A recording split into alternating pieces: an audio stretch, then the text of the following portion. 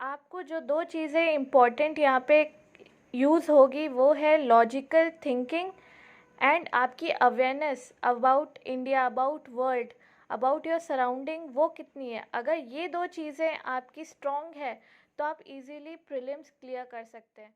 Hi friends, welcome to my channel The Shikhalogy. So here I am with my new video to share my analysis after giving the prelims exam 2020 on 4th October. मैं आपसे कुछ बातें पहले clear करना चाहती हूँ कि मेरी जेन्युइनली 90 डेज़ की प्रिपरेशन थी and 25% of the attempted questions मैंने उसमें गेस किया है। तो ऐसा नहीं है कि मैंने पढ़ाई कम की, भले ही मैं नेक्स्ट अटेम्प्ट के लिए कितनी ही पढ़ाई कर लूँ तो भी गेस वर्क मुझे नेक्स्ट ईयर भी करना ही पड़ेगा, क्योंकि क्वेश्चन पेपर ही ऐसे बनाया जाता है। एंड मैं इस वीडियो में विद एग्जांपल ये एक्सप्लेन करूँगी। मैंने स्क्रीन में क्वेश्चन पेपर के स्क्रीनशॉट प्रोवाइड कर दिए, आप स्टॉप करके उसको देख सकते हैं। आपको जो दो चीज़ें इम्पोर्टेंट यहाँ पे यूज़ होगी वो है लॉजिकल थिंकिंग एंड आपकी awareness about India, about world, about your surrounding वो कितनी है। अगर ये दो चीज़ें आपकी स्ट्रॉन्ग है तो आप इजीली प्रीलिम्स क्लियर कर सकते हैं। ये जो लोग एजम्पशन बना लेते हैं कि हमारा बेस स्ट्रॉन्ग नहीं है, या स्कूल की पढ़ाई की हुई है कितने टाइम हो गया है, या मैंने बहुत ही लेट प्रिपरेशन स्टार्ट की है, ऐसा कुछ भी नहीं है। ये मेरा ड्रीम है कि मैं यूपीएससी क्लियर करना चाहती हूँ। एंड ये कहते हैं ना कि जब जागो तब सवेरा, तो आपने जब सोच ही लिया है कि आपको यूपीएससी क्लियर करना है तो आप तब से अपना बेस की पढ़ाई स्ट्रॉन्ग करना स्टार्ट कर सकते हैं। There is never too late in this exam. And ये जो इंस्टीट्यूट्स मोटी फीस हमसे लेते हैं इस बात की कि they are going to predict the questions of this exam, उस पर यूपीएससी ने मुंह तोड़ जवाब दिया है। And the fact is unpredictability is the truest nature of this exam. तो the best part of my preparation was कि क्योंकि मैं अपने खुद पे ही डिपेंडेंट थी, so there was no one to make me confused about this question. So शायद मैंने आपके साथ पहले शेयर नहीं किया कि ये मेरा फर्स्ट अटैम्प्ट था एंड लिटरली मैंने अपनी प्रिपरेशन 90 डेज़ बिफोर ही स्टार्ट की थी, जो कि मेरा फर्स्ट वीडियो था। And I am so thankful to all of you for showing so much love to that video. And अगर आपने वो वीडियो नहीं देखी है तो मैं उसको मेंशन कर लूँगी अपने डिस्क्रिप्शन बॉक्स में। You can go there and see that video for my strategy. So after giving this exam I am really very happy with my performance कि इतनी सी प्रिपरेशन के बाद I was able to give such a confident attempt this year. So today I will be analyzing the paper 1. So on 4th October I went and gave my exam in Zeal Engineering College, Narhe, Pune, and the arrangement based on the COVID-19 rules were properly followed, so it was great. So coming back to the question paper, मैंने जब first 50 questions attempt किए तो I felt the questions were easy to moderate, which mainly included polity questions which mainly came from the static portion of the polity. So I was really happy with that. And जब मैंने next 50 questions attempt किए it was a real game changer and UPSC ने बहुत अच्छा game खेला हमारे साथ। Starting with my analysis, for majority of the questions we needed to apply logic and reasoning, and rereading was the most important thing we need to do. Elimination method can help us to get to the correct answer. So इसके लिए बहुत ज़रूरी है कि हम हर question को बहुत अच्छे से रीड करें एंड वर्ड्स जैसे ऑल, ओनली, ये सबको बहुत इम्पोर्टेंस दें। For example, in question number 91, if you see the advantages of fertigation in agriculture, so second statement में it is written efficient application of rock phosphate and all other phosphatic fertilizer is possible. So when the word all is used, it makes it a very extreme statement and therefore it can be a false statement. So अब यहीं पे हम decide कर सकते हैं कि जहाँ पे 2 वाला स्टेटमेंट है 1, 2 एंड 3 ओनली एंड 1, 2 एंड 4, इसको पहले ही हम क्रॉस कर सकते हैं and we are left with only 2 options to decide the answer, so it will be much easier. Next, for example, question number 69, it is written in the case of all cereals, pulses and oil seeds. So when this word is used, it makes it similarly very extreme. So we can eliminate this by following that only. And in the next statement, it is also written the MSP is fixed in any state, which is also very highly unlikely. So in that case, my answer was neither 1 nor 2. So उसी तरह अगर आप हिंदी में attempt कर रहे हैं तो आपको सभी वर्ड पे ध्यान देना बहुत ज़रूरी है. So similarly, coming to the word only. अब जैसे ये क्वेश्चन है, Indian elephants the maximum gestation period can be 22 months.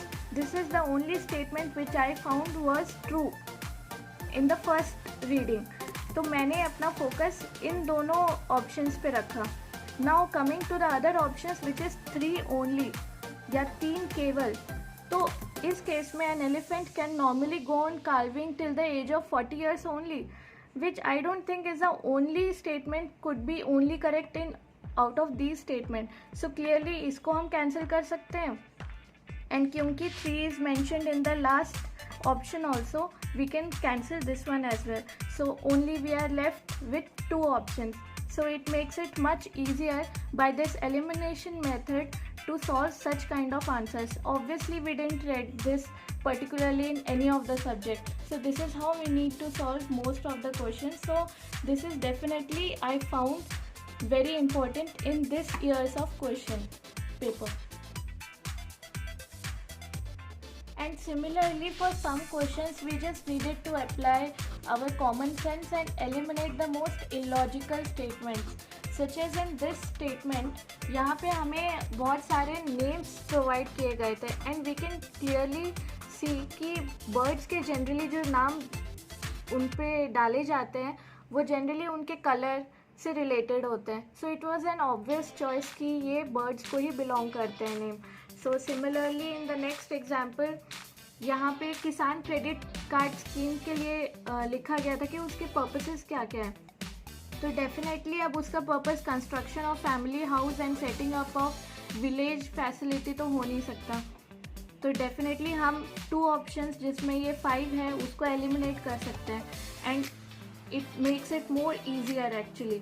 यहाँ पे तो क्लियरली हमको आंसर मिल ही गया क्योंकि ये 5th स्टेटमेंट तीनों में प्रोवाइडेड था. So it makes it very exclusive.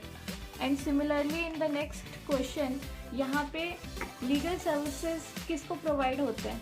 तो यहाँ पे ये जो 2 स्टेटमेंट्स हैं, transgender with an annual income of less than 2 lakh, member of other backward classes with an annual income of less than 3 lakh doesn't make any sense. It is a very illogical statement based on providing the legal services, so which makes 1 and 4 the correct statement. So we can easily conclude the answer for this question. So basically हम ये देख सकते हैं कि हमें बस ज़रूरत है कि हम अपना प्रेजेंस ऑफ माइंड यूज़ करें, थोड़ा काम रहें, री करें. For this whole question paper I actually did 3 times re reading. First attempt में तो मैंने सिर्फ 25 क्वेश्चंस जो कि रिलेटेड थे, जो मैंने पढ़ा था उससे रिलेटेड आया. So I was really happy कि सिर्फ 90 days की प्रिपरेशन से I could actually get to 25 questions very easily. फिर जब मैंने नेक्स्ट रीडिंग की तब मुझे नेक्स्ट 25 क्वेश्चंस ऐसे लगे जिसको मैं इजीली रीडिंग से कंक्लूड कर पा रही थी आंसर को. एंड उसके थर्ड रीडिंग पे मैं और नेक्स्ट 5 to 10 क्वेश्चंस पे थोड़ी और कॉन्फिडेंट थी. तो मैंने इसी तरह अपना इस साल का अटेम्प्ट दिया है. एंड एक्चुअली अगर मैं अभी आंसर्स चेक कर रही थी तो most of my guess were actually correct. So I was really happy with that. So coming to the most controversial subject this year, which was history. History इतना unpredictable था that it literally blew my mind. जो popular trend मैं इस साल देख रही हूँ कि हिस्ट्री से जो क्वेश्चंस आए were nothing related to facts but actually was related to conceptual and mentality based, कि जस्ट लाइक कि रूलर्स सपोज दिस कि जैसे किस रूलर ने ये स्टेटमेंट बोली थी, या फिर राइटर ने अपने बुक में ये सारे स्टेटमेंट्स मेंशन किए थे। सो ये मोस्टली मेंटालिटी को लेके क्वेश्चंस हैं, या फिर ब्रिटिशर्स ने कॉलेज क्यों एस्टैब्लिश किया था, उनके पीछे उसकी क्या मेंटालिटी थी। So mostly questions were not related to facts but actually mentality. तो अगर मैं इस क्वेश्चन का आंसर करेक्ट देती हूँ तो वो उसी वजह से कि मैं हिस्ट्री को एज अ नॉवेल पढ़ रही थी, क्योंकि मैं एक बुकवर्म हूँ और मैं हिस्ट्री को as not a factual subject but actually story के अकॉर्डिंग पढ़ती हूँ कि अगर ब्रिटिशर्स ने ऐसा किया तो क्यों किया। तो जब हम ये क्वेश्चंस करते हैं only then we can solve such kind of question. But coming to the ancient India part, I still need to figure out from where they are making these questions. मुझे तो समझ नहीं आता कि उनके सोर्सेज क्या हैं, so I need to still research on that part.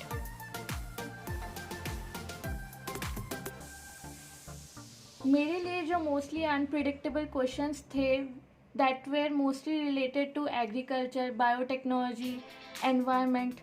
So I am seriously rethinking of changing my mains optional subject to botany, chemistry, economics or agriculture. That would actually help me with prelims as well. So this is one important analysis for me after giving this exam definitely. मैंने तो इस साल history choose किया था but I am definitely not going for it in my next attempt.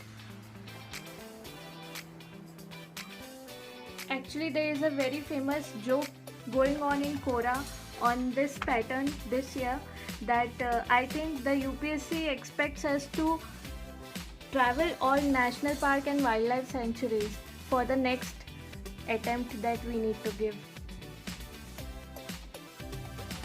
So my final takeaways after giving this attempt is definitely कि हमारी बहुत ही strong पकड़ रहना बहुत ज़रूरी है standard basic books की for each subject. We need to reread it, revise it and more than हमारी memory test यहाँ पे actually mostly conceptual questions आ रहे हैं, तो रट्टू तोता होके यहाँ पे फ़ायदा नहीं होने वाला and वहाँ से ही most of the questions आते हैं. Current affairs is just basic addition every year, तो we need to have more concept. हमें एक मिनिमम इम्पॉर्टेंट सोर्सेज रखना ज़रूरी है.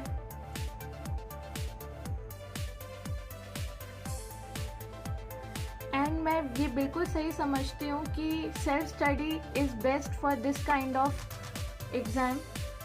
हमारा खुद का point of view for a paper is very important rather than depending on कि एक इंस्टीट्यूट का पॉइंट ऑफ व्यू क्या है. क्योंकि अभी क्लियरली जैसे कि क्वेश्चन पेपर आया है आई कैन क्लियरली सी कि जो उन्होंने प्रोबेबिलिटीज़ शो किए थे कि ये आ सकता है वो आ सकता है, वो सब यूपीएससी ने फेल कर दिया. So we are dependent on our self. We need to see कि हम किस सब्जेक्ट में अच्छे हैं एंड हमारा पॉइंट ऑफ व्यू, हमारा analysis previous year question paper, इस साल के क्वेश्चन पेपर के अकॉर्डिंग क्या है. So that is the main thing I felt after giving this attempt. I am very excited for my next attempt. मैं बहुत hopeful हूँ and I am really proud on myself कि मैं exam देते वक्त nervous नहीं हुई, घबराई नहीं. I was actually very excited, very happy, very excited to see कुछ क्वेश्चंस ऐसे थे कि लग रहा था कि मैंने कहीं नहीं पढ़ा, लेकिन वो इतने अप्रोचेबल थे कि मैं अगर उसको अच्छे से रीड करूँ तो मैं उसको अटेम्प्ट कर सकती हूँ. So that's a really good job of the जिन्होंने भी ये क्वेश्चन पेपर बनाया. So coming to CSAT question paper, it was easy to moderate and अगर आप टाइम मैनेजमेंट अच्छे से कर सकते हैं so it will be a Please comment and let me know how was your experience. Please subscribe to my channel and share this video with your friends, and I'll be back with a new video soon. Bye.